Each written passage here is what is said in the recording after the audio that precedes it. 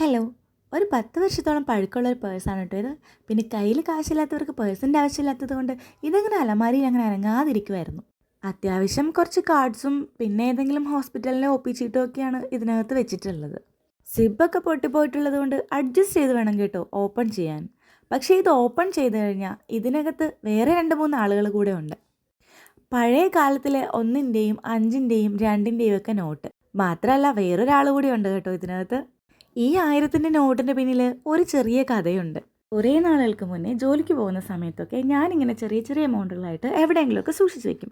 പിന്നെ എന്തെങ്കിലും ആവശ്യം വരുമ്പോൾ എടുക്കാമല്ലോ എന്ന് വിചാരിച്ചിട്ട്. അങ്ങനെ അമ്മയുടെ അലമാരിൽ ഒരു പഴയ പേഴ്സിൽ സൂക്ഷിച്ച് വെച്ചിരുന്നതാണ് ഈ ഒരു 1000 രൂപ. പക്ഷേ 2016 നോട്ട് നിരോധിച്ചപ്പോഴൊന്നും ഞാനിങ്ങനെ ഒരാളെ പറ്റി ഓർത്തിട്ടേ ഇല്ല. അന്നേരം കയ്യിലുണ്ടായിരുന്ന എല്ലാ നോട്ടും കൊണ്ട് മാറുകയും ചെയ്തിട്ടുണ്ടായിരുന്നു. പിന്നീട് 2020 എന്തോ ഒരു ആവശ്യത്തിന് അലമാരി ഒതുക്കിയപ്പോഴാണ് എനിക്ക് ഈ നോട്ട് കിട്ടിയത്. ഇനി ഇതൊന്നും ചെയ്യാൻ പറ്റില്ലല്ലോ, അതങ്ങനെ സൂക്ഷിച്ചു വെച്ചു. പക്ഷേ എനിക്ക് നല്ല ഉറപ്പുണ്ട്, എന്നെങ്കിലും ഇതിന് വില വരുന്നൊരു കാലം ഉണ്ടാവുമെന്ന്.